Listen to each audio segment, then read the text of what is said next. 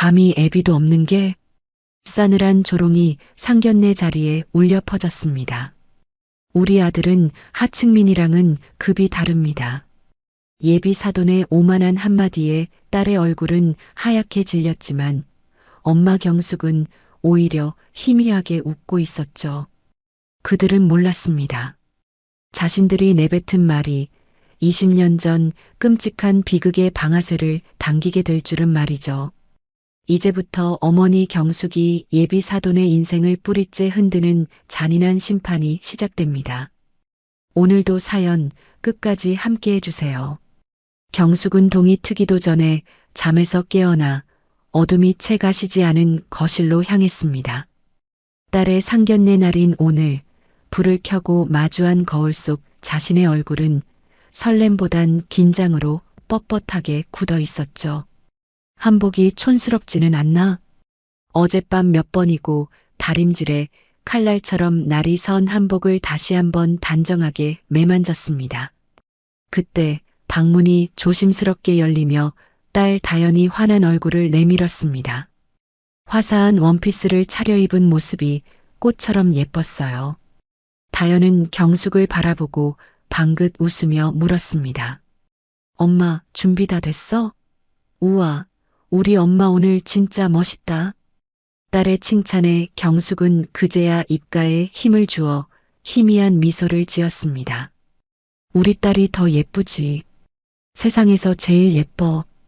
다연은 엄마의 어색한 칭찬에도 아이처럼 좋아하며 팔짱을 꼈습니다. 엄마, 많이 떨려? 청심환이라도 하나 사올 걸 그랬나? 경숙은 애써 태어난 척 손목시계를 매만지며 말했습니다. 조금 떨리긴 하는데 괜찮아.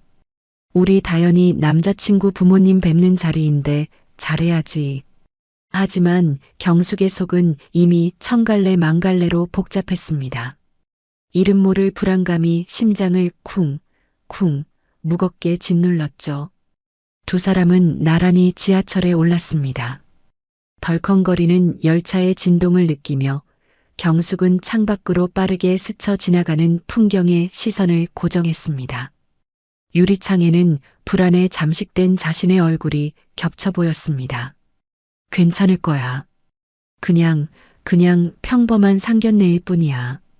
스스로를 다독여보지만 가슴속에서 피어오르는 불길한 예감은 쉬이 사그라들지 않았습니다. 강남역에 내려 약속 장소인 한정식 집 앞에 서자 경숙은 저도 모르게 주눅이 들었습니다. 다연아, 여기 너무 비싼 곳 아니니? 경숙이 걱정스럽게 묻자 다연은 휴대폰을 가방에 넣으며 대수롭지 않게 대답했습니다. 에이, 엄마도. 진우 씨 아버님이 특별히 예약하신 곳이래. 여기 엄청 맛집이라던데? 딸의 해맑은 말에도 경숙의 마음은 편치 않았습니다. 문을 열고 안으로 들어서자 은은한 향냄새와 함께 고요한 공기가 두 사람을 감쌌습니다. 안내를 받아 안쪽의 개별실로 향해 방에 들어서니 아직 상대 측은 도착하지 않은 상태였습니다. 경숙이 자리에 앉아 무의식적으로 찻잔만 만지작거리자 다연이 그런 엄마의 손을 따뜻하게 잡아주었습니다. 엄마, 긴장 풀어. 진우 씨 부모님 진짜 좋으신 분들이야. 진우 씨 보면 딱 알잖아. 딸의 위로에 경숙이 겨우 고개를 끄덕이던 바로 그 순간이었습니다. 복도 저편에서 또렷한 구둣발 소리와 함께 사람들의 말소리가 들려왔습니다. 벌컥 하고 미닫이 문이 열리며 훤칠한 키에 반듯한 양복을 입은 김진우가 먼저 들어왔죠. 진우는 경숙과 다연을 보자마자 환하게 웃으며 깍듯하게 허리를 숙여 인사했습니다. 어머님, 다연아, 오래 기다리셨어요? 경숙도 자리에서 일어나 마주 고개를 숙였습니다. 아니에요. 저희도 방금 도착했어요. 진우의 뒤를 따라 중년의 남녀가 방 안으로 들어섰습니다. 먼저 들어온 남자는 60대 후반으로 희끗희끗한 머리를 단정하게 빗어 넘기고 값비싸 보이는 감색 양복을 입고 있었습니다. 그의 얼굴에는 세상의 어려움을 다 겪어냈다는 자신감과 오만함이 동시에 서려 있었어요. 뒤이어 들어온 여자는 화려한 브로치가 달린 옷을 입고 날카로울 정도로 완벽하게 화장을 한 모습이었습니다. 경숙은 자신도 모르게 숨을 멈췄습니다. 특히 남자의 얼굴을 보는 순간 심장이 이유 없이 철렁 내려앉는 기분이 들었습니다. 마치 오래전 잃어버렸던 끔찍한 기억의 조각을 발견한 듯한 불쾌한 기시감이 온몸을 휘감았습니다. 남자가 먼저 다가와 손을 내밀며 거만한 목소리로 말했습니다. 처음 뵙겠습니다. 진우 아비 되는 김진태입니다. 경숙은 잠시 그의 얼굴에서 시선을 떼지 못하다 마지못해 차가운 그의 손을 잡았습니다. 다연 엄마 박경숙입니다. 그때 진우의 어머니가 경숙의 위아래를 날카롭게 훑어보며 입을 열었습니다. 그녀의 눈빛은 마치 시장에서 물건 흠을 잡듯 노골적이고 차가웠습니다. 최금실이에요. 말씀 많이 들었어요. 어색한 분위기 속에서 모두 자리에 앉자 무거운 정적이 공간을 가득 메웠습니다. 김진태가 의자에 등을 깊숙이 기대며 오만한 표정으로 입을 열었습니다. 이렇게 귀한 걸음을 해주셔서 감사합니다. 사부인. 말은 공손했지만 그의 말투에는 상대를 아래로 보는 듯한 미묘한 거만함이 배어 있었습니다. 경숙은 그저 마른 미소로 대답을 대신했습니다. 음식이 하나둘씩 차려지며 대화가 시작되었지만 경숙은 음식 맛을 전혀 느낄 수 없었습니다. 오로지 온 신경이 김진태라는 남자에게 쏠려 있었기 때문입니다. 그의 오만한 말투, 거침없는 손짓, 그리고 사람을 꿰뚫어 보는 듯한 그 눈빛까지 모든 것이 경숙의 마음속에 잠들어 있던 무언가를 불편하게 자극했습니다. 진우 아버님은 어떤 일을 하시나요? 경숙은 이 불안감의 정체를 확인하고 싶어 애써 용기를 내어 물었습니다. 김진태는 마치 기다렸다는 듯이 들고 있던 젓가락을 소리나게 내려놓으며 가슴을 쫙 폈습니다.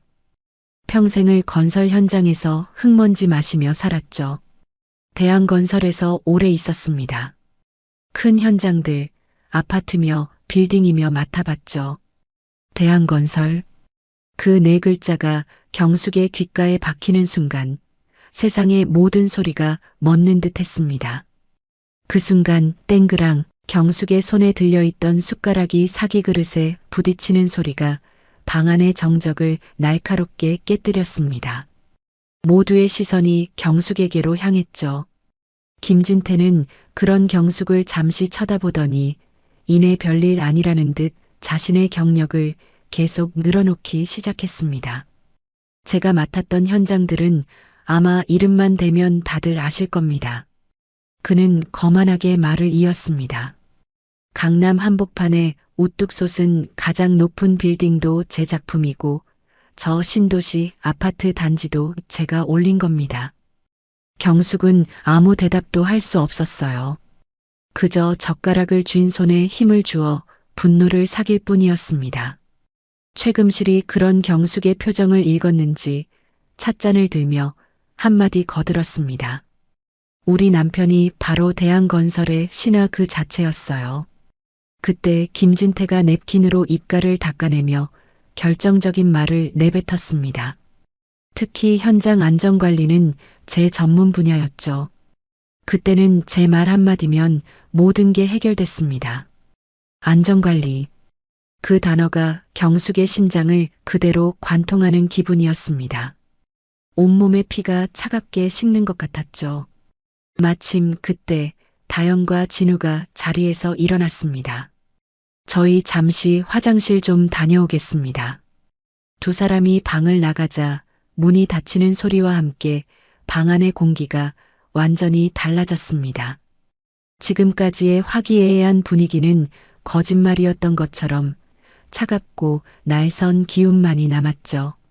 사부인. 김진태가 경숙을 부르는 목소리는 싸늘하기 그지없었습니다. 솔직하게 말씀드려도 괜찮겠습니까?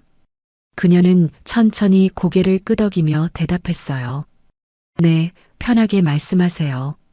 김진태 대신 입을 연 것은 최금실이었습니다. 그녀는 찻잔을 탁 소리가 나게 내려놓으며 경숙을 쏘아붙였습니다. 다연 양 변호사인 직업은 마음에 들어요. 하지만 저희 집안과는 너무 다르지 않습니까? 경숙의 손끝이 파르르 떨려왔습니다.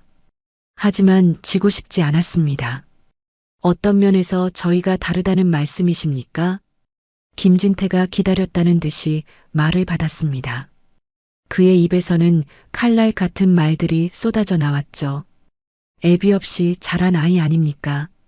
그게 아이들 결혼과 무슨 상관이 있습니까? 경숙이 겨우 목소리를 짜내 맞받아쳤습니다. 그러자 최금실이 코웃음을 치며 말했습니다. 상관이 왜 없겠어요? 결혼은 끼리끼리 하는 겁니다. 사는 수준이 맞아야죠. 정말 기가 막히고 피가 거꾸로 솟는 상황이었습니다. 저희 형편에 대해 뭘 안다고 그렇게 함부로 말씀하십니까? 김진태는 이제 대놓고 경숙을 비웃기 시작했습니다. 보면 뻔한 것 아닙니까? 과부가 혼자 딸 키우는 집 사정이야. 말 안 해도 눈에 선합니다. 그는 경숙을 위아래로 훑어보며 말을 이었습니다. 제가 좀 알아봤는데 영 저희와는 격이 맞지 않더군요. 김진태가 팔짱을 끼며 의자에 등을 기댔습니다. 우리 아들은 유학까지 다녀오고 하층민이랑은 급이 다르죠. 사실 다른 건설가 대표 딸들이랑도 선자리 많이 들어오는데 이렇게 보내긴 좀 아깝네요. 그 순간 하층민이라는 단어가 경숙의 귀를 세게 때렸습니다. 그 목소리, 그 시선, 그 오만한 표정. 한 장면이 경숙의 눈앞에 겹쳐졌습니다. 20년 전 언론 카메라 앞에서 뻔뻔하게 웃던 남자. 전적으로 작업자의 부주의입니다라며 단호하게 말하던 목소리. 유가족들의 눈물을 외면하고 차로 떠나던 뒷모습. 경숙은 그의 얼굴을 똑바로 응시했습니다. 세월이 주름을 만들었고 머리카락은 희끗해졌지만 뼛속 깊이 새겨진 그 거만함은 한치도 변하지 않았습니다. 김진태가 다시 입을 열었습니다. 돈 없으면 분수를 알아야죠. 괜히 높은 데서 놀 생각 말고. 경숙의 숨소리가 거칠어졌습니다. 김진태의 말소리가 점점 흐릿하게 들리고 20년 전 오래 잠들었던 기억이 그녀의 머릿속을 가득 메웠습니다. 1999년 가을의 건설 현장은 회색 먼지로 가득했습니다. 쇠망치 소리와 용접 불꽃이 사방에서 터져나왔죠. 경숙의 남편 정민철은 아내와 딸을 생각하며 아찔한 15층 작업대에 몸을 올렸습니다. 하지만 그의 발 앞엔 마땅히 있어야 할 안전난간이 없었습니다. 등골이 서늘해지는 것을 느끼며 아래를 내려다보는 순간이었어요. 저편에서 현장 팀장 김진태의 고함이 터져나왔습니다. 야, 다들 뭐하고 있어? 공사 기일 못 맞추면 내 손에 죽을 줄 알아. 모두의 움직임이 빨라졌습니다. 민철 역시 서둘렀지만 발끝의 허공이 너무나 불안했죠. 그는 결국 아래를 향해 소리쳤습니다. 팀장님, 여기 안전장비가 하나도 없는데요. 김진태가 인상을 쓰며 고개를 들었습니다. 뭐가 없다고? 난간도 없고 방지망도 없습니다. 안전줄도요. 민철의 목소리가 절박하게 현장을 울렸습니다. 그러나 김진태는 입꼬리를 비틀며 비웃을 뿐이었죠. 그런 거 없어도 조심하면 돼. 돈 벌려면 원래 위험한 거야. 이건 조심해서 될 문제가 아닙니다. 너무 위험합니다. 민철이 작업대 바닥을 손으로 꽉 움켜쥐며 외쳤습니다. 싫으면 그만둬. 너 말고도 일할 사람 줄 섰어. 그 한마디에 민철은 입술을 깨물었습니다. 아내 경숙과 7살 딸 다연의 얼굴이 눈앞에 아른거렸죠. 결국 그는 불안감을 억누르고 다시 작업에 집중했습니다. 오후 2시 외벽에 타일을 붙이기 위해 몸을 기울이는 순간이었습니다. 갑자기 불어온 거센 바람에 그의 몸이 휘청했습니다. 아! 짧은 비명이 허공을 갈랐습니다. 그의 몸은 종이장처럼 15층 아래로 곤두박질 쳤죠. 쿵! 둔탁한 소리가 현장을 뒤덮었습니다. 사람 떨어졌어. 119. 빨리 불러. 작업자들이 비명을 지르며 달려왔습니다. 김진태 역시 다가와 쓰러진 민철을 보았죠. 그의 눈빛이 순식간에 차갑고 계산적으로 변했습니다. 야, 다들 뭐해? 현장 정리 안 하고. 한 작업자가 어리둥절한 표정으로 물었습니다. 네, 뭘 정리하라는 말씀이십니까? 안전난간이랑 방지망. 빨리 가져와서 설치해. 원래 있었던 것처럼. 그의 고함에 부하들이 허둥지둥 움직였습니다. 구급차가 도착했을 때 민철은 이미 숨이 멎어 있었죠. 이미 늦었습니다. 구급대원의 말에 모두가 고개를 숙였습니다. 곧이어 경찰과 노동청 관계자들이 현장에 도착했습니다. 작업자가 안전수칙을 지키지 않아 생긴 안타까운 사고입니다. 김진태는 조금도 흔들림 없이 거짓을 말했습니다. 경찰이 현장을 둘러보며 물었죠. 안전장비는 모두 갖춰져 있었습니까? 그럼요. 보시다시피 난간도 방지망도 전부 완벽하게 있었습니다. 다음 날 그는 기자들 앞에서 똑같은 말을 반복했습니다. 이번 사고는 작업자 개인의 부주의가 원인입니다. 저희는 모든 안전조치를 완벽히 했습니다. 그의 뻔뻔한 얼굴이 TV 화면을 가득 채웠습니다. 같은 시각 경숙의 집 부엌 시계가 6시를 훌쩍 넘겼습니다. 경숙은 칼로 감자 껍질을 벗기면서도 눈길은 계속 창문 밖으로 향했습니다. 평소 같으면 이미 현관문이 벌컥 열리고 남편 정민철이 특유의 우렁찬 목소리로 다연아, 아빠 왔다 하고 외쳤을 시간입니다. 그런데 오늘은 고요했어요. 거실 한가운데에 앉아 색칠 공부를 하던 7살 다연이 고개를 들었습니다. 엄마, 아빠는 왜 이렇게 안 와? 경숙은 손에 묻은 물기를 닦으며 다연 쪽으로 다가갔습니다. 머리카락을 가볍게 쓸어 올리며 억지로 웃음을 지었습니다. 아마 회사에서 일이 많으신가 봐. 조금만 더 기다리자. 하지만 속은 불편했습니다. 민철은 약속 시간을 철저히 지키는 사람이었고 늦으면 반드시 전화로 알리던 습관이 있었죠. 시계 바늘은 어느새 7시를 넘겼습니다. 엄마, 나 배고파. 다연이 배를 손으로 두드리며 말했습니다. 경숙은 부엌으로 돌아가 상을 차렸습니다. 김치찌개에서는 김이 모락모락 피어올랐고 계란말이는 노랗게 빛났습니다. 모두 민철이 좋아하는 반찬이었습니다. 그러나 식탁 맞은편 의자는 여전히 비어 있었습니다. 그때 전화벨이 요란하게 울렸습니다. 경숙은 앞치마 끈을 풀며 급히 전화기로 달려갔습니다. 여보, 지금 어디예요? 라는 말을 꺼낼 준비를 하며 수화기를 들었습니다. 하지만 들려온 목소리는 낮고 낯설었습니다. 정민철 씨 부인이십니까? 네, 그런데요. 성모병원 응급실입니다. 남편분이 현장에서 사고를 당하셔서 지금 응급실에 계십니다. 바로 오셔야 합니다. 뚝 전화가 끊겼습니다. 경숙은 수화기를 쥔 채 한동안 움직이지 못했습니다. 머릿속이 하얗게 비워졌고 발끝에서부터 힘이 빠져나갔어요. 다연이 눈을 동그랗게 뜨고 다가왔습니다. 엄마, 누구야? 경숙은 다연을 껴안으며 떨리는 목소리로 말했습니다. 아빠한테 급한 일이 생겼어. 엄마가 금방 다녀올게. 이웃집 할머니에게 다연을 맡기고 경숙은 택시를 잡아타고 병원으로 향했습니다. 택시 안에서 손은 땀으로 젖었고 입술은 바짝 말랐습니다.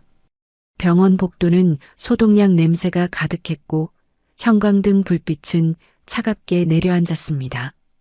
응급실 앞에서 경숙은 간호사에게 다급하게 물었습니다. 정민철, 어디 계세요? 간호사가 안쪽을 가리켰습니다. 경숙은 숨을 몰아쉬며 안으로 달려갔습니다. 그곳에는 하얀 시트로 덮인 민철이 있었습니다. 경숙은 그 손을 잡았습니다. 얼음처럼 차가웠습니다. 여보, 일어나요. 나왔어요. 어깨를 흔들었지만 민철은 미동도 없었습니다. 의사가 다가와 경숙의 어깨에 손을 얹었습니다. 유가족이십니까? 현장에서 이미. 경숙은 울음을 삼키며 손을 꼭 잡았습니다. 안 돼요. 다연이가 기다리고 있어요. 일어나야죠. 그러나 민철은 다시 눈을 뜨지 않았습니다. 장례가 끝나고 경숙은 남편의 동료들을 찾아다녔습니다. 그날 난간 없었던 거 맞죠? 제발 진실을 말해주세요. 하지만 돌아오는 대답은 차가웠습니다. 아줌마, 우리도 먹고 살아야 합니다. 잘못 봤어요. 저는 아무것도 모릅니다. 모두가 그녀를 외면했습니다. 변호사 사무실의 문턱은 너무나 높았죠. 증인도 없고 증거도 부족합니다. 소송 비용만 수백만 원이 들 겁니다. 결국 경숙은 모든 것을 포기해야만 했습니다. 그녀는 차가운 바람을 맞으며 조용히 속삭였어요. 미안해요, 여보. 내가 힘이 없어서 정말 미안해요. 그 끔찍했던 기억에서 깨어난 경숙이 김진태를 똑바로 바라보았습니다. 방 안의 공기가 무겁게 내려앉았죠. 대한건설 현장 팀장, 김진태 씨 맞으시죠? 그녀의 목소리는 얼음처럼 차가웠습니다. 김진태가 당황하며 미간을 찌푸렸어요. 저를 아십니까? 모를 수가 없죠. 당신 얼굴을 내가 어떻게 잊겠어요. 경숙의 말에 최금실의 얼굴마저 하얗게 질렸습니다. 20년 전 우리 남편이 15층에서 떨어져 죽던 날 기억나십니까? 김진태의 눈동자가 순간 심하게 흔들렸습니다. 정민철, 그 이름도 기억나시겠죠? 아, 그때 그 일. 김진태가 시선을 피하며 중얼거렸습니다. 경숙은 그 말을 바로 잘라버렸죠. 그때 그 일? 한 가정이 무너진 게 당신에겐 고작 그 일입니까? 그건 작업자 부주의로 생긴 사고잖소? 왜 이제 와서 나한테 책임을 물어? 김진태가 오히려 큰 소리를 쳤습니다. 난간도 안전망도 없이 사람을 올려놓고 부주의라고요? 위험하면 일을 하지 말았어야지. 누가 하라고 등 떠밀었어. 옆에 있던 최금실이 소리를 지르며 거들었습니다. 맞아요.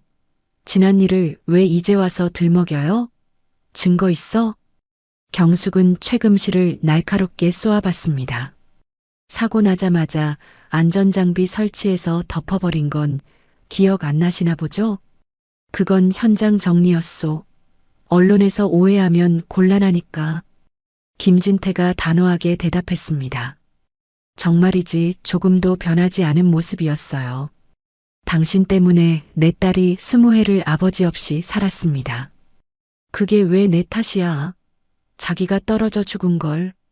김진태는 그렇게 소리치고는 자리에서 벌떡 일어났습니다. 이런 무례한 자리엔 더 못 있겠군. 갑시다, 여보. 최금실도 경멸의 눈빛을 보내며 남편을 따라 일어섰습니다. 그때 마침 다영과 진우가 방으로 들어왔죠. 아버지, 어머니, 무슨 일이에요? 당장 나와라. 이 결혼 없던 일로 해. 이런 집안이랑 너랑은 안 어울린다. 김진태는 아들의 질문에 차갑게 쏘아붙이며 문으로 향했습니다. 진우가 어쩔 줄 몰라 하며 부모의 뒤를 따라갔고 경숙과 다연에게 죄스러운 듯 고개를 숙였죠. 문이 닫히고 방 안에는 무거운 침묵만이 남았습니다. 김진태 부부가 폭풍처럼 휩쓸고 간 상견례 자리에는 무거운 침묵만이 남았습니다. 먹다 만 음식들은 싸늘하게 식어 이 처참한 상견례의 실패를 증명하고 있었죠. 다연이 보다 못해 어머니의 차가운 손을 조심스럽게 붙잡았습니다. 엄마, 대체 무슨 일이야? 왜 저분들이 저렇게 갑자기?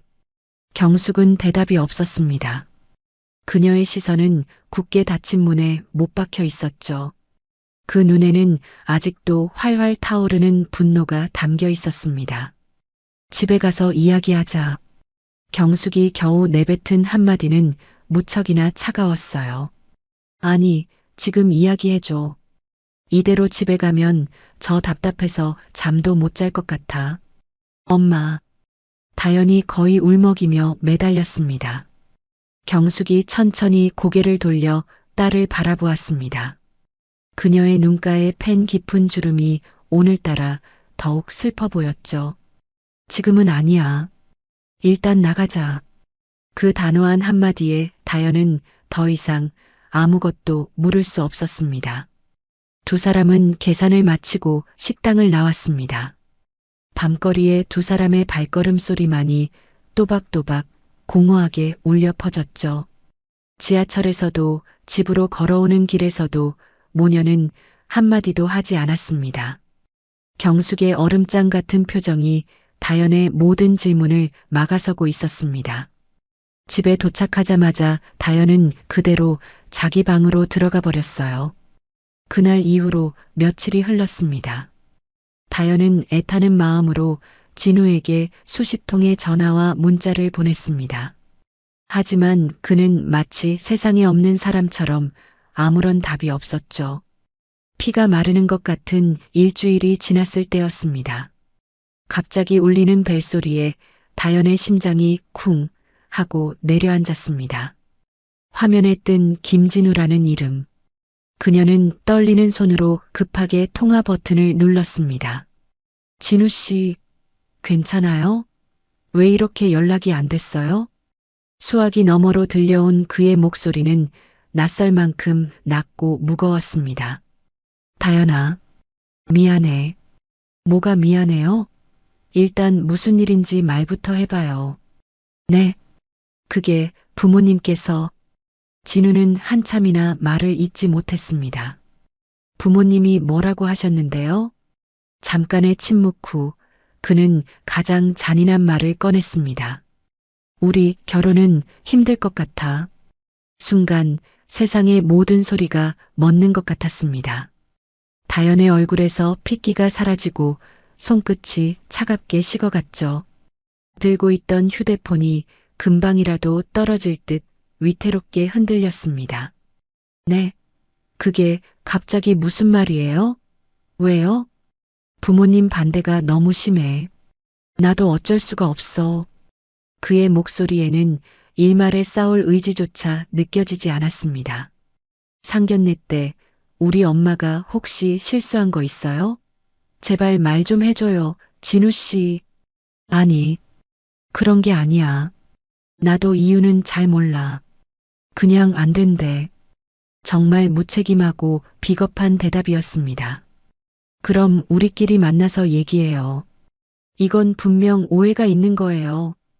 다연의 목소리는 절박함에 점점 떨려 나왔습니다. 하지만 진우의 대답은 그녀의 마지막 희망마저 꺾어버렸죠. 미안해, 다연아. 나는 부모님 뜻을 거스를 자신이 없어. 그럼 진우 씨도 나랑 헤어지고 싶다는 거예요. 지금? 다연의 눈가가 뜨겁게 달아올랐습니다. 그런 건 아니지만 어쩔 수 없잖아. 결국 미안해 라는 마지막 말과 함께 전화는 끊어졌습니다. 뚝 하는 소리와 함께 다연의 세상도 함께 끊어져 버린 것 같았어요. 왜 갑자기? 다연은 끊어진 휴대폰을 든 채 그 자리에 주저앉았습니다. 참았던 눈물이 본물 터지듯 쏟아져 내렸죠. 그녀의 서러운 울음소리가 방 안을 가득 메웠습니다. 그때 방문이 열리며 경숙이 들어왔습니다. 바닥에 무너져 우는 딸의 모습을 본 경숙의 가슴 역시 무너져 내렸죠. 경숙은 말없이 다연의 옆에 앉아 가녀린 등을 가만히 쓸어주었습니다. 엄마, 흐흑, 진우 씨가 헤어지재. 이유도 말 안 해주고. 다연은 어머니의 품에 얼굴을 묻고 아이처럼 울었습니다. 경숙은 그런 딸을 힘주어 안았습니다. 엄마, 제발 말해줘. 그날 대체 무슨 일이 있었던 거야? 응? 딸의 애원에 경숙은 조용히 눈을 감았다 떴습니다. 더 이상은 숨길 수 없었습니다. 이제는 말해야 할 때였죠. 경숙의 단단하고 낮은 목소리가 흘러나왔습니다. 다연아, 네가 알아야 할 이야기가 있어. 딸의 애끓는 질문에 경숙은 드디어 결심을 굳혔습니다. 그녀는 천천히 거실로 걸어 나와 벽장 깊숙한 곳에서 낡고 묵직한 앨범 하나를 꺼내 들었죠. 표지에 뽀얗게 쌓인 20년의 먼지를 손바닥으로 훑어내자 공기 중에 희미한 냄새가 흩날렸습니다. 다연아, 이리 와서 앉아봐. 경숙이 거실 탁자 앞에 앉으며 말했습니다. 그 목소리에는 더 이상 슬픔이 아닌 단단한 결의가 서려 있었어요. 엄마가 너한테 꼭 해야 할 이야기가 있다. 다연은 붉게 충혈된 눈가를 소매로 훔치며 엄마의 곁으로 다가왔습니다. 경숙이 앨범을 펼치자 빛바랜 사진들 속에서 한 젊은 남자가 웃고 있었죠. 헬멧을 쓴 채 동료들과 어깨동무를 한 모습, 먼지를 뒤집어 쓴 작업복 차림까지 모두 그의 시간이었습니다. 이 사람이 내 아버지 정민철이야. 경숙이 사진 한 장을 가만히 쓸어보며 말했습니다.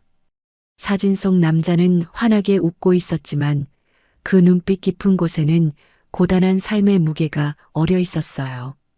다연이 떨리는 손가락으로 사진을 매만졌습니다. 엄마, 아빠가 이렇게 젊었을 때 돌아가신 거야? 그래. 32살이었어. 경숙은 잠시 숨을 고른 뒤 목소리를 낮게 깔았습니다. 그리고 내 아버지는 그냥 사고로 돌아가신 게 아니야. 다연의 눈이 커다랗게 뜨였습니다. 그게 무슨 말이야, 엄마? 안전장치 하나 없는 15층 높이에서 떨어져서 돌아가셨다. 난간도 방지망도 아무것도 없었어.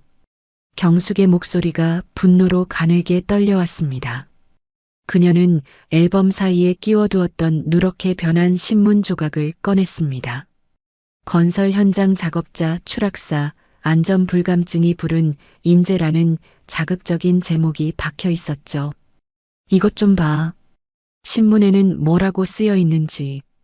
다연이 기사를 읽어 내려가는 동안 얼굴이 하얗게 굳어갔습니다. 작업자의 부주의가 사고의 주된 원인으로 밝혀져. 이게 뭐야? 그래. 회사는 안전관리비를 전부 빼돌려 놓고 모든 책임을 내 아버지한테 떠넘긴 거야. 경숙의 분노는 거기서 그치지 않았습니다. 그녀는 또 다른 서류 봉투를 꺼내 내용물을 탁자 위에 쏟아냈죠. 당시의 경찰 수사 기록과 동료들의 진술서 사본이었습니다. 너의 아버지가 일하던 그 지옥 같은 현장의 총책임자가 누구였는지 아니? 다연은 아무 말 없이 고개를 저었습니다. 경숙의 입술이 단단히 닫혔다가 증오와 함께 열렸습니다. 김진태, 네가 결혼하려던 그 김진우의 아버지야. 벼락 같은 그 이름에 다연의 온몸이 그대로 굳어버렸습니다. 설마 엄마 농담하는 거지? 아니, 그 인간이 책임자였어. 사고 후에 기자들 앞에서 전부 작업자 잘못이라고 뻔뻔하게 말하던 얼굴, 난 똑똑히 기억해. 경숙의 두 눈은 20년간 억눌러온 분노로 이글거렸습니다. 상견례 자리에서 그 얼굴을 보자마자 알아봤어. 세월이 흘러도 그 거만하고 잔인한 표정은 하나도 안 변했더구나. 모든 진실을 알게 된 다연은 아버지의 사진을 가슴에 끌어안고 통곡했습니다. 아빠 몰랐어. 내가 너무 몰랐어. 죄송해요. 경숙이 그런 딸의 어깨를 강하게 감싸 안았습니다. 아니, 엄마가 미안해. 이걸 너무 늦게 말해서 엄마가 정말 미안해. 한참을 울던 다연이 문득 고개를 들었습니다. 그녀의 눈물 젖은 얼굴 위로 처참한 깨달음이 스쳐 지나갔죠. 진우 씨 부모님이 결혼을 반대한 이유가 바로 이거였구나. 그래. 20년 전 자기들 죄가 드러날까봐 두려웠던 거겠지. 다연이 주먹을 꽉 쥐며 경숙을 바라보았습니다.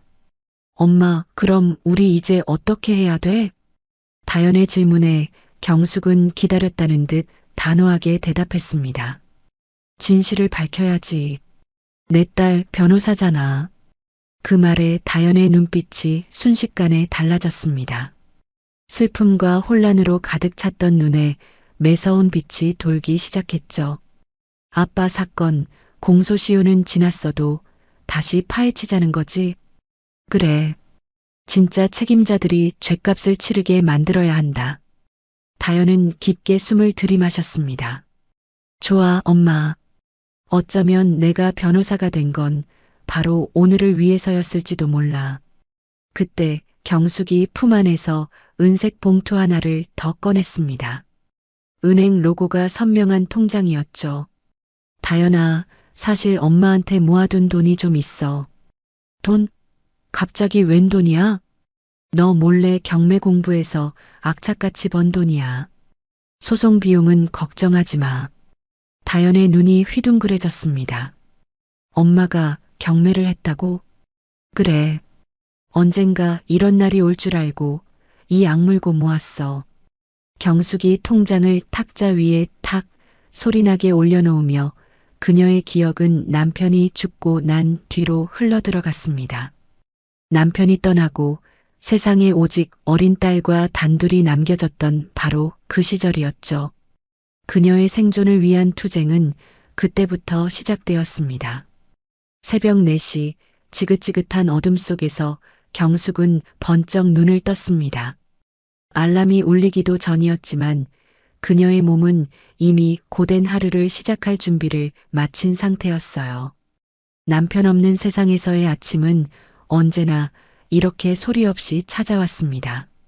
경숙은 잠든 다연이 깰까봐 발뒤꿈치를 들고 살금살금 부엌으로 향했습니다. 삐걱거리는 낡은 냉장고 문을 열자 차가운 불빛이 텅 빈 내부를 비췄죠. 그 안에는 달걀 2개와 씌어 빠진 김치 반통, 그리고 어제 먹다 남은 찬밥 한 덩이가 전부였습니다. 후, 짧은 한숨을 내쉰 그녀는 달걀 하나를 깨서 작은 계란말이를 부쳤습니다. 고소한 냄새가 허기진 새벽 공기를 채웠어요. 남은 한 알은 내일 아침을 위해 냉장고 가장 깊숙한 곳으로 조심스럽게 밀어 넣었습니다. 방으로 돌아온 경숙은 다연의 작은 어깨를 가만히 흔들었습니다. 우리 공주님 일어나야지. 학교 가야지. 다연이 졸린 눈을 비비며 몸을 일으켰습니다. 그리고는 매일 아침처럼 경숙의 가슴을 후벼 파는 질문을 던졌죠. 엄마, 아빠는 오늘 와? 경숙은 순간 숨을 멈췄습니다. 그녀는 애써 미소를 지으며 다연의 머리를 부드럽게 쓸어 넘겼어요. 아빠는 오늘도 하늘나라에서 우리 다연이 매일매일 지켜보고 계시지. 다연을 학교에 데려다 준 뒤 경숙은 곧장 일터로 향했습니다. 10,000원 지하철에 몸을 싣고 40분이 넘는 시간을 꼼짝없이 서서 가야만 했죠. 단돈 몇백 원이라도 아끼기 위해 그녀는 단 한 번도 자리에 앉는 법이 없었습니다. 오전 8시 그녀는 공장의 전자부품 조립 라인 앞에 섰습니다. 하루 종일 허리를 숙이고 작은 나사를 조이는 일은 어깨와 허리를 끊어질 듯 아프게 했습니다. 점심시간이 되자 동료 하나가 다가와 말을 걸었습니다. 경숙 씨, 구내식당 가서 밥 먹어요.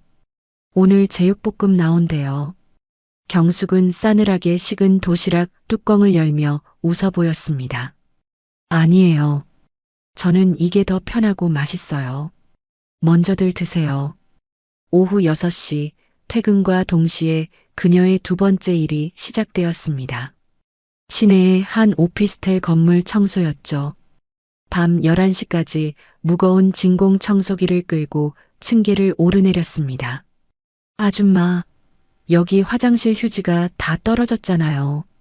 한 사무실에서 야근하던 젊은 남자가 짜증 섞인 목소리로 외쳤습니다. 경숙은 땀으로 축축한 손을 옷에 닦으며 고개를 숙였어요. 아, 죄송합니다. 지금 바로 채워드리겠습니다. 자정이 다 되어서야 집에 도착하면 다현은 이미 깊은 잠에 빠져 있었습니다. 경숙은 딸의 이마에 조용히 입을 맞추는 것으로 고된 하루를 마감했죠. 월말이 되어 가계부를 펼칠 때마다 그녀의 가슴은 답답하게 조여왔습니다. 두 가지 일을 해서 번 돈을 모두 합쳐도 월세와 공과금을 내고 나면 늘 돈이 모자랐습니다. 그러던 어느 날 다현의 낡은 운동화에 구멍이 뚫린 것을 발견했죠. 어머, 우리 딸 발이 이렇게 컸네. 새 신발 사야겠다. 경숙의 말에 다현은 얼른 신발을 등 뒤로 감췄습니다. 아니야, 엄마. 이거 아직 신을 수 있어. 괜찮아. 7살짜리 딸의 철든 대답에 경숙은 속으로 눈물을 삼켰습니다. 그날 밤 경숙은 지갑에 있던 마지막 2만 원을 꺼내 들었습니다. 동네 신발 가게를 전부 돌아다닌 끝에 가장 값싼 운동화 한 켤레를 살 수 있었죠. 며칠 뒤에는 다현이가 밤새 고열로 끙끙 앓았습니다. 경숙은 아이를 업고 한밤중에 병원 응급실로 달려갔습니다. 급성 편도염이네요. 진료비는 1만 5천 원입니다. 의사의 말에 경숙은 주머니 속 동전까지 탈탈 털어 겨우 병원비를 냈습니다. 집으로 돌아와 딸의 이마에 물수건을 올려주며 경숙은 나지막이 속삭였습니다. 괜찮아. 다 괜찮아질 거야. 그녀는 결코 무너지지 않겠다고 목숨을 걸고 딸을 지켜내겠다고 다짐하고 또 다짐했죠. 그렇게 세월이 흘렀습니다. 경숙의 손은 굳은 살로 거칠어졌고 눈가에는 깊은 주름이 자리 잡았습니다. 하지만 그녀의 딸 다현은 그 모진 세월 속에서도 밝고 건강하게 자라주었죠. 경숙은 거울 속 늙어버린 자신을 보며 중얼거렸습니다. 그래, 박경숙. 조금만 더 버티자. 아직 끝난 게 아니야. 그렇게 하루하루를 전쟁처럼 버텨내던 어느 날이었습니다. 퇴근길에 무심코 들여다본 우편함에 큼지막한 회색 봉투 하나가 꽂혀 있었죠. 시청 토지보상과라는 낯선 발신처에 경숙은 고개를 갸웃했습니다. 집으로 들어온 그녀는 부엌 의자에 앉아 조심스럽게 봉투를 뜯었습니다. A4 용지 가득 딱딱한 글씨들이 적혀 있었어요. 서류 맨 위에 박힌 토지 수용 예정 통지서라는 제목을 본 순간 그녀의 시선이 굳었습니다. 돌아가신 부모님이 물려주신 시골의 쓸모없던 땅이 도로 건설 계획에 포함되었다는 것이었습니다. 그녀는 마지막 장을 넘기다 말고 숨을 멈췄습니다. 보상금 총액이 적힌 곳에 믿을 수 없는 숫자가 찍혀 있었죠. 3천만 원? 경숙은 저도 모르게 소리를 내어 금액을 확인했습니다. 눈을 비비고 몇 번을 다시 봐도 3천만 원이라는 글씨는 또렷하기만 했습니다. 그녀는 잠시 멍하니 앉아 있었습니다. 며칠 뒤 경숙은 가장 깨끗한 옷으로 갈아입고 시청으로 향했습니다. 모든 서류 절차를 마친 그녀의 발걸음은 은행으로 이어졌죠. 창구 직원이 통장과 함께 확인 도장을 찍어주며 말했습니다. 3천만 원 방금 입금 처리되었습니다. 고객님. 경숙은 떨리는 손끝으로 통장을 받아들었습니다. 평생 통장에서 구경도 못 해본 숫자가 찍혀 있었죠.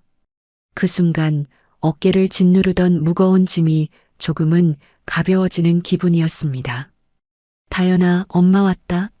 오늘 우리 치킨 먹자. 집에 들어서자마자 경숙이 활기차게 외쳤습니다. 숙제를 하던 다연이 토끼처럼 동그래진 눈으로 엄마를 쳐다봤어요. 엄마, 치킨은 비싸잖아. 오늘은 아주 특별한 날이야. 엄마 지갑에 햇빛이 쨍하고 들었거든. 그날 저녁 모녀는 정말 오랜만에 기름 냄새 가득한 치킨을 앞에 두고 웃음꽃을 피웠습니다. 하지만 그 기쁨은 그리 오래가지 않았네요. 밀린 전기세, 가스비, 그리고 다연의 학원비까지 여기저기 돈 나갈 곳을 정리하다 보니 통장의 숫자는 눈에 띄게 줄어들고 있었습니다. 그녀의 마음 한구석에서 불안감이 스멀스멀 피어올랐죠. 이렇게 큰 돈도 마음 먹고 쓰면 금방 사라지는구나. 바로 그때 경숙의 머릿속에 번개 같은 생각이 스쳐 지나갔습니다. 그래, 땅이 돈이 되는 거였어. 그냥 쥐고 있으면 사라질 돈을 불려야만 해. 다음 날 경숙은 동네 부동산 사무소에 들어섰습니다. 벽에 붙어있던 전단지 하나가 그녀의 눈길을 사로잡았죠. 소액으로 시작하는 부동산 경매 투자 설명회. 사장님, 저건 뭐예요? 경숙이 전단지를 가리키며 묻자 부동산 사장이 서류에서 눈을 떼고 대답했습니다. 아, 경매강의 말씀이시구나. 요즘 저게 인기예요. 적은 돈으로도 시작할 수 있거든요. 대신 공부는 아주 많이 하셔야 합니다. 그날 밤 경숙은 컴퓨터 앞에 앉아 부동산 경매를 검색했습니다.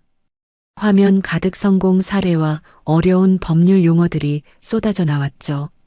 권리 분석? 유치권? 이게 다 무슨 소리야? 머리는 아팠지만 그녀는 책을 덮지 않았습니다. 오히려 서점으로 달려가 경매 관련 책을 모조리 사들였죠. 밤늦게까지 형광펜으로 밑줄을 긋고 노트에 빼곡히 옮겨 적으며 악착같이 공부했습니다. 일주일 뒤 경숙은 경매 강의실 맨 앞자리에 앉아 있었습니다. 강사가 열정적으로 외치는 소리가 귀에 꽂혔어요. 여러분, 경매는 도박이 아닙니다. 철저한 분석과 준비만이 성공을 보장합니다. 한 달 후 경숙은 법원 경매실에 서 있었습니다. 수많은 사람들 틈에서 그녀는 차분하게 직접 작성한 입찰서를 제출했죠. 보상금의 일부를 떼어낸 1,300만 원짜리 작은 상가였습니다. 며칠 뒤 전화벨이 울렸습니다. 축하드립니다. 최고가 매수인으로 낙찰되셨습니다. 수화기 너머의 목소리를 듣는 순간 경숙은 숨을 삼켰습니다. 그녀는 벽에 걸린 남편의 사진을 보며 나지막이 속삭였죠. 여보, 나 잘할 수 있겠지? 하늘에서 꼭 좀 지켜봐줘. 오랜 세월 절망으로 가득했던 그녀의 눈빛이 마침내 희망으로 반짝이고 있었습니다. 첫 경매로 낙찰받은 상가를 팔아 세금을 제하고도 200만 원이라는 돈이 손에 들어왔습니다.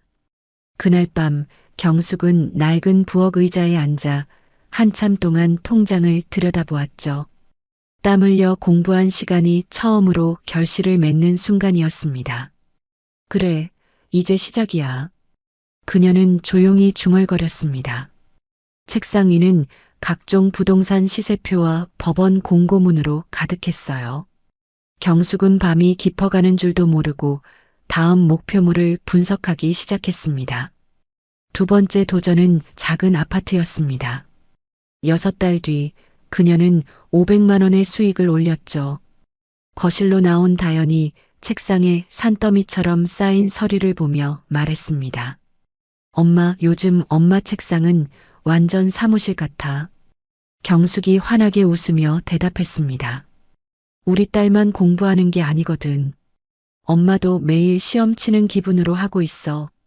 세 번째, 네 번째 경매도 연달아 성공했습니다. 통장에 찍히는 숫자는 점점 커졌지만 그녀의 생활은 조금도 달라지지 않았죠. 그녀는 여전히 낡은 가방을 메고 버스로 다녔습니다. 수익금은 한 푼도 허투루 쓰지 않고 대부분 재투자에 사용했네요. 그러던 어느 날 저녁 경숙은 다연의 밥상에 따끈한 미역국을 올려주며 말했습니다. 다연아, 이제부터는 동네에서 제일 좋은 학원에 다니자. 숟가락을 들던 다연이 깜짝 놀라 눈을 크게 떴습니다. 엄마, 거기 엄청 비싼데 괜찮아? 그럼 괜찮고 말고. 우리 딸 공부하는데 돈 걱정하게 할 순 없지. 경숙이 다연의 머리를 쓰다듬으며 말했습니다. 그녀는 자신의 재정 상태를 아무에게도, 심지어 딸에게도 털어놓지 않았습니다. 슈퍼마켓 앞에서 만난 동네 사람이 안부를 물었습니다. 경숙 씨, 요즘 얼굴 보기 힘드네. 좋은 일 있어? 경숙은 그저 사람이 좋은 미소를 지으며 대답했죠. 별일요? 그냥 애 키우면서 바쁘게 살고 있어요. 그녀는 조용히 그리고 단단하게 자신만의 성을 쌓아 올리고 있었습니다. 다연이 고등학생이 되자 경숙은 1:1 과외까지 붙여주며 딸의 공부를 도왔습니다.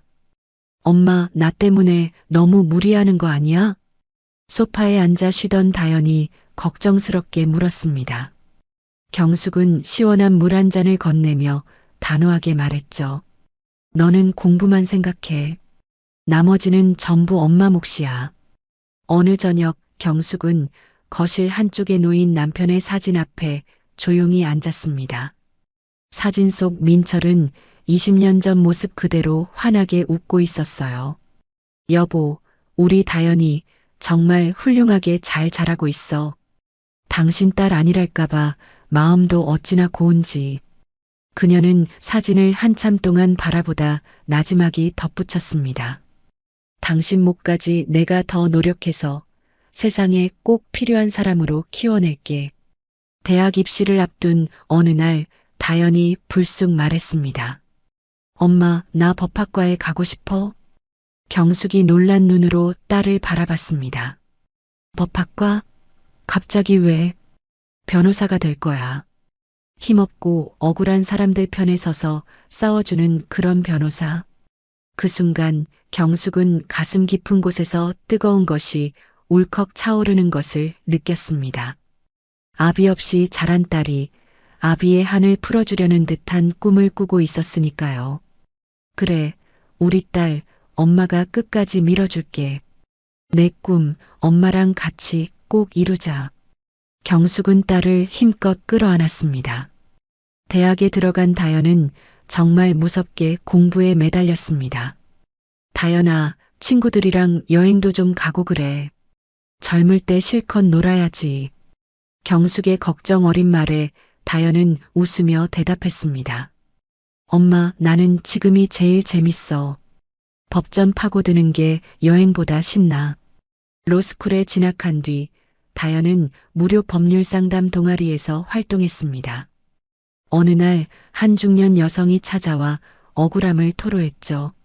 남편이 일하다 다쳤는데 회사가 합의금 몇 푼 주고 입을 닫으라네요. 이게 말이 되나요?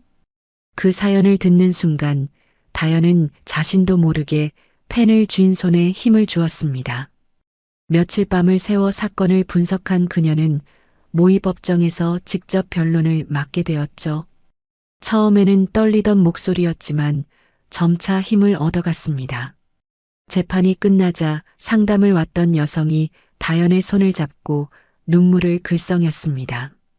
학생 같은 변호사님만 있다면 세상에 억울한 사람은 아무도 없을 거예요. 그 한마디가 다연에게는 그 어떤 합격증보다 더 큰 의미로 다가왔습니다. 지옥 같던 투쟁의 시간이 지나고 마침내 모녀의 삶에도 환한 빛이 들기 시작했습니다. 혹독한 로스쿨과 연수원 과정을 모두 마친 다연이 드디어 변호사 자격증을 손에 쥔 것이죠. 그녀는 매일 아침 몸에 꼭 맞는 단정한 정장 차림으로 집을 나섰습니다.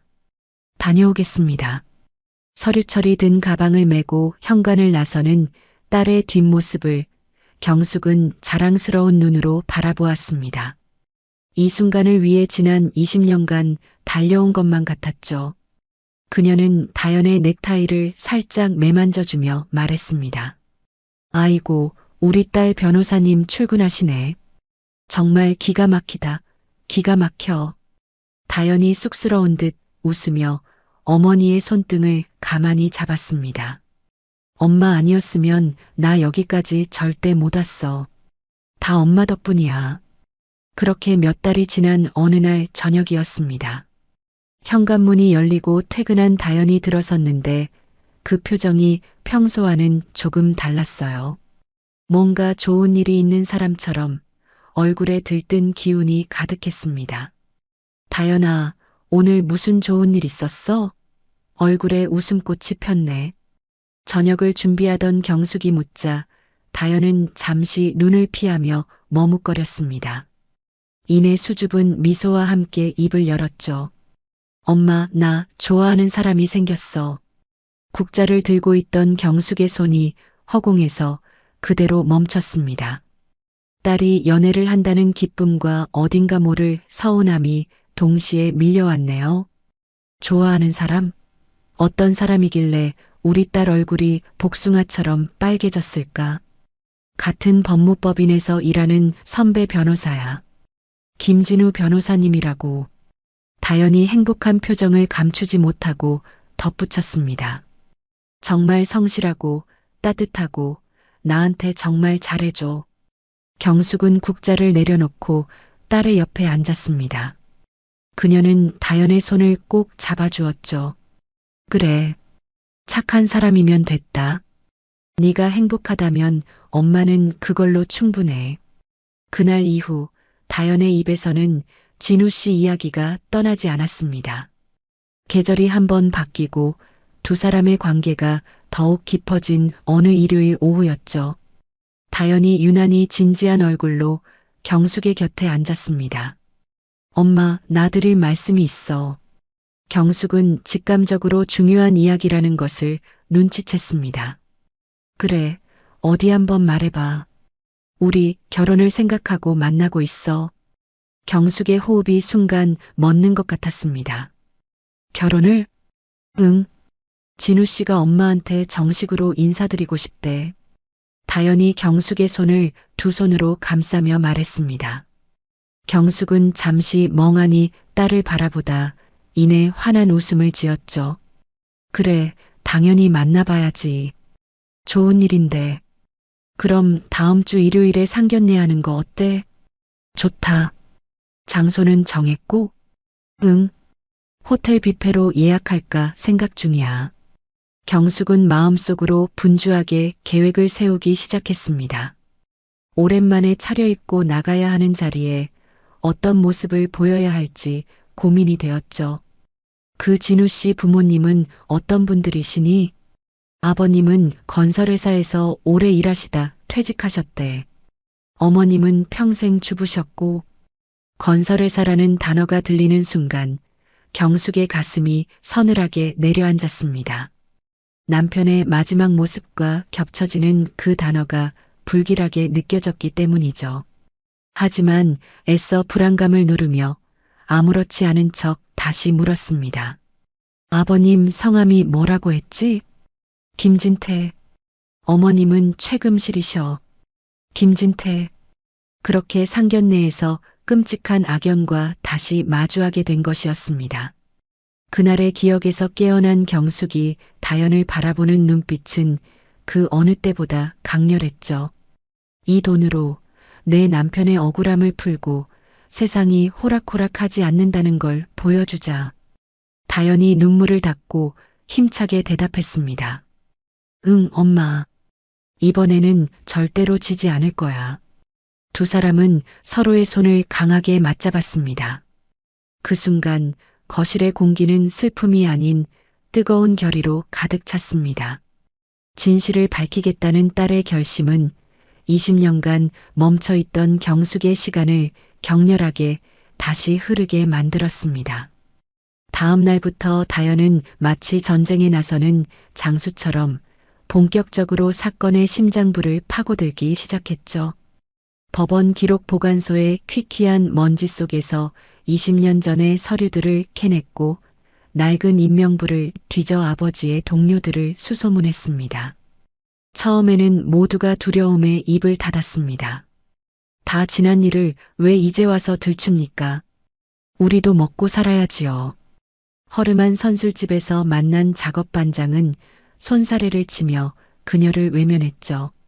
하지만 변호사가 된 딸의 절박한 눈빛과 20년의 한을 품고 살아온 어머니의 이야기는 굳게 닫혔던 그들의 마음을 조금씩 열게 만들었습니다. 그렇게 몇 달이 흐르고 마침내 운명의 날이 밝았습니다. 법정안은 숨막히는 정적으로 가득했습니다. 피고석에 앉은 김진태는 애써 태어난 척했지만 불안하게 떨리는 다리가 그의 속마음을 보여주고 있었어요. 그 옆에 최금실은 이미 사색이 되어 손톱만 물어뜯고 있었죠. 방청석 가장 앞자리에 앉은 경숙은 떨리는 두 손을 무릎 위에서 마주 잡았습니다.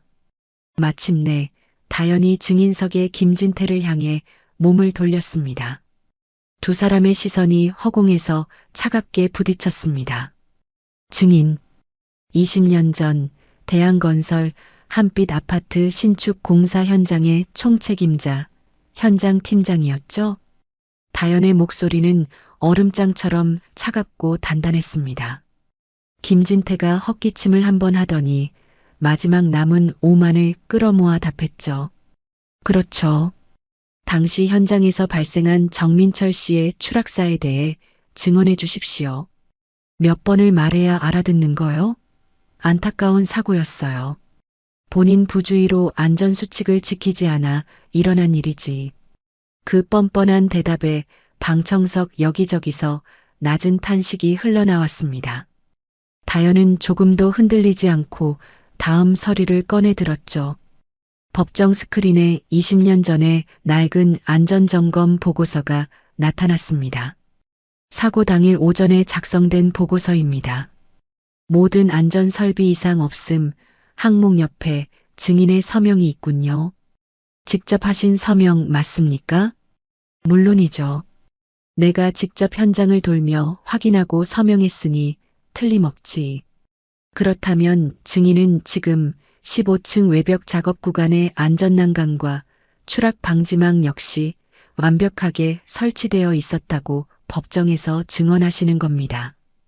그렇다니까? 김진태가 짜증 섞인 목소리로 외치는 바로 그 순간이었습니다. 재판장님, 음성 증거자료 2호를 재생해 주시기 바랍니다. 스피커에서 거친 남자의 목소리가 울려 퍼졌습니다. 선술집에서 만났던 그 작업 반장이었죠. 거짓말, 새빨간 거짓말이요. 그날 난가는커녕 아무것도 없었어요. 민철이 그 양반이 팀장님, 이러다 사람 죽습니다 하고 애원까지 했다니까요. 근데 김진태, 그 양반이 뭐라고 했는 줄 아시오? 그런 거 설치할 시간 있으면 벽돌 한 장이라도 더 날라. 하고 소리 지르는 걸 내 두 귀로 똑똑히 들었구먼요. 생생한 증언에 법정은 그대로 얼어붙었습니다. 김진태의 얼굴이 하얗게 질리다 못해 잿빛으로 변했죠. 거짓말이야. 저 영감탱이가 돈이라도 받아 처먹고 거짓말하는 거야. 김진태가 벌떡 일어나 발악했습니다. 상대 측 변호인이 급하게 이의를 제기했죠. 재판장님, 20년 전의 기억에 의존한 신빙성 없는 증언입니다. 기각합니다.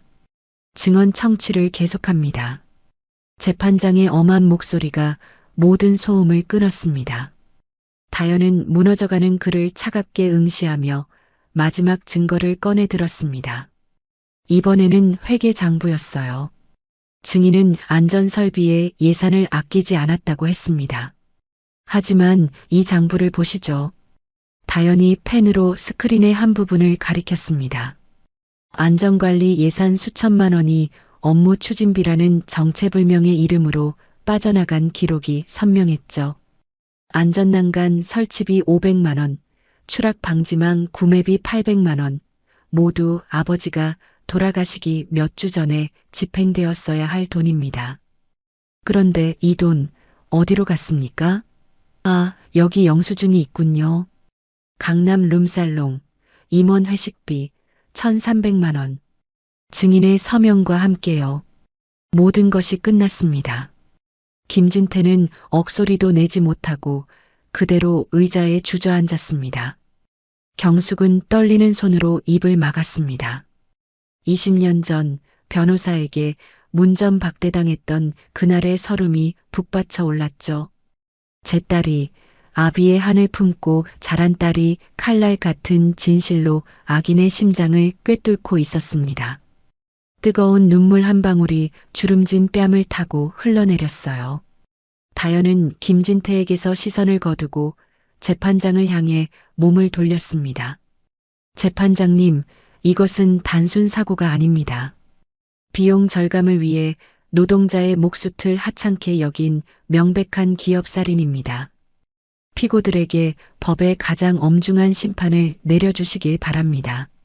다연의 외침이 법정 전체를 울렸습니다. 6개월 뒤 마지막 선고가 내려지는 날이었습니다. 판사가 천천히 판결문을 읽어 내려갔죠. 피고 대한건설과 김진태는 노동자의 안전을 도외시하고 증거를 인멸한 죄가 무겁다고 판단, 유가족에게 손해배상금을 지급하고 전국 일간지 일면에 공식 사과문을 게재하라. 그 순간 다연은 자리에서 벌떡 일어나 경숙의 손을 잡았습니다. 엄마, 우리가 이겼어. 우리가 이겼다고. 경숙의 두 눈에서는 참았던 눈물이 강물처럼 흘러내렸습니다. 법정문이 열리자 수많은 기자들의 카메라 플래시가 터졌습니다. 20년 만에 진실이 밝혀졌는데 심정이 어떠십니까? 경숙은 눈물을 닦으며 카메라를 향해 단호하게 말했습니다. 이것은 제 가족만의 승리가 아닙니다. 지금 이 순간에도 땀 흘리는 모든 노동자들을 위한 판결입니다. 그날 밤 경숙은 남편의 사진 앞에 소주 한 잔을 올렸습니다. 여보, 이제 좀 시원해? 나도 20년 묵은 체증이 오늘에서야 내려가네. 당신도 이제 무거운 짐 내려놓고 푹 쉬어. 그녀의 눈물은 더 이상 슬픔이 아니었습니다. 정의의 심판이 내려진 후 세상은 빠르게 제자리를 찾아갔습니다. 하지만 어떤 이들에게 그 심판은 삶 전체를 무너뜨리는 거대한 태풍과도 같았죠. 김진태와 최금실 부부의 삶이 바로 그러했습니다. 재판이 끝나고 몇 달 뒤 그들이 살던 강남의 으리으리한 아파트는 텅 비었습니다. 대신 그들은 햇빛도 잘 들지 않는 낡은 빌라의 좁은 반지하 방으로 쫓겨나듯 이사를 해야만 했죠. 수억 원의 손해배상금과 사회적 지탄은 그들이 평생 쌓아 올린 모든 것을 한 줌의 재로 만들어버렸습니다. 차가운 방바닥에 한때 화려했던 최금실이 너클 잃은 채 앉아 있었습니다. 늘 완벽했던 화장은 온데간데 없고 푸석푸석한 얼굴에는 깊은 절망만이 새겨져 있었죠. 그녀는 초점 없는 눈으로 벽지의 곰팡이를 하염없이 바라볼 뿐이었습니다. 젠장, 젠장. 그때 현관문이 거칠게 열리며 김진태가 비틀거리며 들어왔습니다. 대낮부터 마신 싸구려 소주병이 그의 손에 들려 있었고 퀴퀴한 술 냄새가 좁은 방 안을 가득 채웠네요. 그는 중심을 잃고 휘청하다가 낡은 밥상에 무릎을 부딪혔습니다. A18. 그가 신경질적으로 밥상을 발로 걷어찼습니다. 그 소리에 미동도 없던 최금실이 천천히 고개를 돌렸죠. 그녀의 입에서 원망이 가득 담긴 목소리가 기어나왔습니다. 당신 때문이야. 다 당신 때문이라고. 김진태가 핏발선 눈으로 아내를 쏘아봤습니다. 뭐, 지금 뭐라고 했어? 이 여자가. 당신만 아니었으면, 당신 그 지긋지긋한 오만함만 아니었어도 우리가 이 꼴은 안 났어. 20년 전에 그 여자한테 돈 몇 푼 쥐어주고 끝냈으면 될 일이었잖아. 최금실이 악을 쓰며 소리쳤습니다. 그녀의 얼굴이 증오로 흉하게 일그러졌죠. 아, 이제 와서 내 탓을 해? 그 여자네 집안 무시하고 하층민이라고 깔본 게 누구였는데. 김진태도 지지 않고 맞받아쳤습니다. 당신이 그 상견례 자리에서 그 여자 속만 긁지 않았어도 일이 이렇게까지 커지진 않았어. 뭐라고? 그럼 우리 진우를 그런 근본도 없는 집에 장가보내? 당신은 자존심도 없어. 자존심? 그놈의 자존심이 지금 우리를 이 반지하 방구석으로 몰아넣은 거야. 이 멍청한 여자야. 두 사람은 서로를 잡아먹을 듯이 노려보며 저주를 퍼부었습니다. 한때는 서로의 탐욕과 허영을 채워주던 최고의 동지였지만 모든 것을 잃은 지금은 서로의 실패를 증명하는 끔찍한 거울일 뿐이었습니다. 우리 진우는 내 아들은 어떡하고 당신이 내 아들 인생까지 망쳤어. 최금실이 가슴을 치며 오열하기 시작했습니다. 내 아들이 아니라 내 아들이야. 그리고 그놈은 이미 우리한테 등 돌렸어. 다 당신 때문이야. 그들의 추악한 싸움에는 어떤 해결책도 없었습니다. 오만함의 대가는 이토록 비참하고 씁쓸했죠. 최금실의 울음소리가 신경질적으로 변해갈 무렵 김진태는 더는 싸울 기운도 없다는 듯 소주병을 입에 털어 넣었습니다. 그는 텅 빈 눈으로 허공을 바라보며 중얼거렸어요. 다 끝났어. 이제 다. 그들의 화려했던 시절은 이제 다시는 돌아오지 않을 과거일 뿐이었습니다. 한때 세상을 다 가진 듯 거만하게 굴었던 부부는 이제 서로를 탓하며 무너져 내리는 일 말고는 할 수 있는 게 아무것도 없었죠. 정의의 심판은 그렇게 그들의 삶을 가장 비참한 방식으로 끝맺고 있었습니다. 일주일 후 다연은 가방에서 두꺼운 사건 파일을 꺼내 책상 위에 내려놓았습니다. 휴대전화를 집어들고 속도감 있게 번호를 눌렀습니다. 선배, 저 다연이에요. 이번 사건 이겼습니다. 그런데 여기서 멈추면 안 될 것 같아요. 전화를 받은 상대가 의아한 목소리로 물었습니다. 왜? 다 끝난 거 아니었어. 다연은 의자를 당겨 앉으며 한숨을 내쉬었습니다. 아버지 사건은 끝났지만 억울한 피해자들이 너무 많아요. 산업재해 전담팀을 만들 겁니다. 같이 하실래요? 그날 저녁 작은 회의실 불이 환하게 켜졌습니다. 네모난 테이블 주변에 변호사, 노무사, 산업안전 전문가 5명이 둘러앉았습니다. 각자 노트북을 켜고 커피잔에서 김이 피어올랐습니다. 서류 더미 위에는 현장 사진, 안전 점검표, 법률 서류가 뒤엉켜 있었습니다. 다연이 자리에서 일어나 두 손을 테이블에 짚었습니다. 사건마다 이유는 달라도 뿌리는 같습니다. 비용 절감, 공사기간 압박, 책임 회피, 이 악순환을 끊으려면 우리가 나서야 합니다. 변호사 한 명이 안경을 고쳤으며 고개를 끄덕였습니다. 현장 경험 있는 전문가랑 같이 하면 힘이 배가 될 거예요. 다연은 미소 대신 날카로운 눈빛으로 대답했습니다. 그래서 우리가 모여 있는 거잖아요. 우리가 한번 해봐요.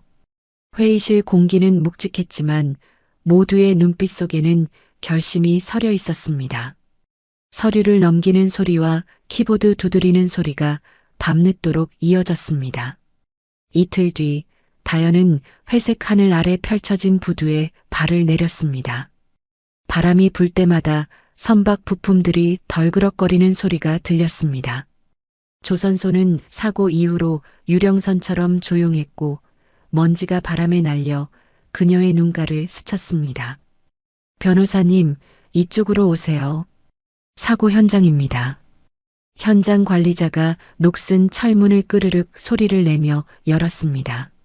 문을 지나서자 금속이 타는 매캐한 냄새가 코를 찔렀습니다. 바닷바람에 섞인 철의 냄새가 목구멍 깊숙이 박혔습니다. 다연은 노란 헬멧을 쓰고 부서진 철골 사이로 조심스럽게 걸어갔습니다. 발밑에서는 깨진 유리가 바스락거렸고 검게 탄 자국들이 바닥 곳곳에 흉터처럼 남아 있었습니다. 한쪽 구석에는 찢어진 작업복이 버려져 있었습니다. 저기요, 김 반장님. 다연이 메모장을 꺼내며 생존자에게 다가갔습니다. 사고 전에 기계에서 이상한 소리가 났다고 하셨죠? 김 반장이 머리를 긁적이며 고개를 끄덕였습니다. 아, 네, 그날 아침부터 삑삑 소리가 계속 났어요. 마지막엔 쾅 하고 터지기 전에 불꽃이 팍팍 튀었거든요. 그런데 안전점검은 왜 안 하셨나요?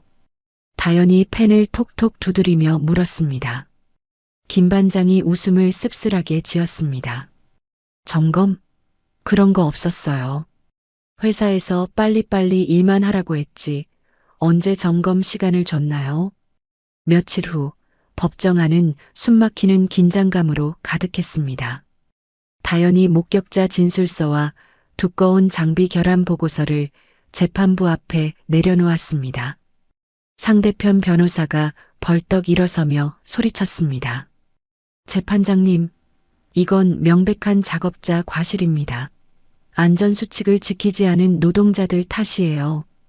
다연이 차분히 테이블 위 서류를 펼쳤습니다. 파란색 펜으로 밑줄 그어진 부분들이 선명했습니다. 과실이라고요? 다연이 목소리를 높였습니다. 여기 보세요. 안전점검 기록이 전부 조작되어 있습니다. 3개월 전부터 점검을 한 번도 안 했는데 이상 없음이라고 적어놨네요. 재판장이 안경을 고쳤으며 서류를 살펴봤습니다. 다연이 또 다른 서류를 탁 내려놓았습니다. 그리고 이건 회계장부입니다. 안전관리비 3천만 원을 빼돌려서 임원 회식비로 썼어요. 방청석에서 웅성거리는 소리가 일었습니다. 뭐라고? 안전비를 회식비로? 세상에, 그러니까 사고가 났지. 상대편 변호사의 얼굴이 새파랗게 변했습니다. 그건 잠깐 확인해 보겠습니다. 다연이 마지막 카드를 꺼냈습니다. 마지막으로 이건 회사 내부 고발자가 몰래 녹음한 임원회의 녹음 파일입니다. 법정 안의 스피커를 통해 목소리가 울려 퍼졌습니다. 안전점검? 그딴 거 하지 마. 시간만 낭비야. 어차피 사고 안 날 거 아냐? 맞아. 그 돈으로 우리끼리 좋은 데 가서 회식하자. 방청석이 완전히 술렁였습니다. 피해자 가족들이 분노에 찬 목소리로 외쳤습니다. 이 나쁜 놈들아. 우리 남편 목숨을 뭘로 보는 거야? 재판장이 망치를 두드렸습니다. 정숙하십시오. 다연이 의자에서 일어나며 마지막 말을 던졌습니다. 재판장님, 이게 단순한 작업자 과실인지 아니면 회사의 조직적인 안전 무시인지 이제 명확해졌습니다. 상대편 변호사는 말 한마디 못하고 고개만 숙이고 있었습니다. 재판장이 서류를 정리하며 중얼거렸습니다. 이 정도면 충분한 증거로 보이는군. 방청석이 술렁였고 재판장의 손이 판결문 위로 멈췄습니다. 잠시 침묵이 흐른 뒤 재판장이 또렷한 목소리로 말했습니다. 원고 승소, 피고는 전액 배상하라. 그 순간 방청석의 시선이 다연을 향했습니다. 다연은 고개를 숙이며 숨을 깊게 들이마셨습니다. 이번만큼은 진실이 이겼습니다. 그 다음 사건은 한밤중에 벌어진 물류창고 화재였습니다. 다연은 잿더미 위를 걸으며 녹아내린 스프링클러 잔해를 살폈습니다. 그날 비상구가 잠겨 있었어요.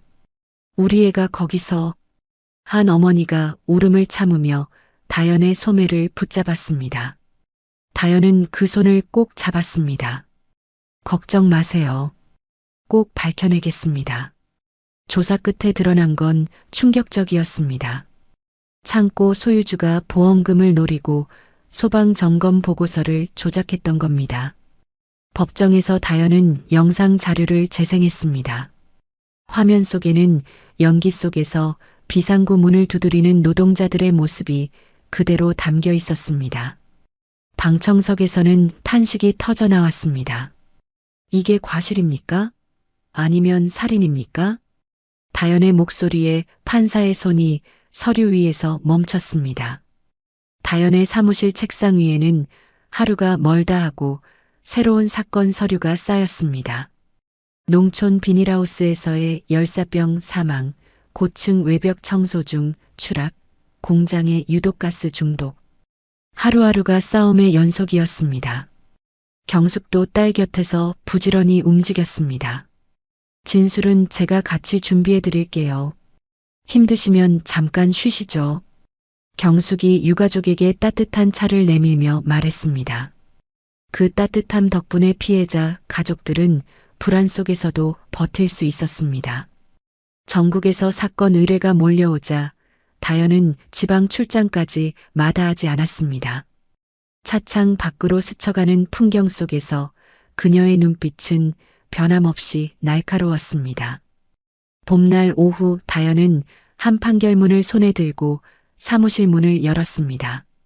경숙이 서류를 받아들고 천천히 펼쳤습니다. 두 사람의 손끝이 닿았습니다. 엄마, 우리 잘하고 있는 거죠? 다연이 웃으며 물었습니다. 경숙은 고개를 끄덕이며 말했습니다. 그래, 내 아버지도 하늘에서 웃고 계실 거야. 창밖 햇살이 두 사람의 얼굴을 비추고 있었습니다. 그들의 발걸음은 이번엔 두려움이 아닌 확신으로 향하고 있었습니다. 오늘 이야기 어떠셨나요? 혹시 끝까지 함께 해주신 분이 계시다면 잘 들었다고 댓글 하나만 남겨주세요. 여러분에게도 따뜻하고 빛나는 날들이 찾아올 거예요. 구독과 좋아요는 다음 이야기를 이어가는 큰 힘이 됩니다. 지금까지 오늘도 사연이었습니다. 더 깊고 따뜻한 이야기로 다시 찾아뵐게요. 편안한 하루 보내세요. 감사합니다.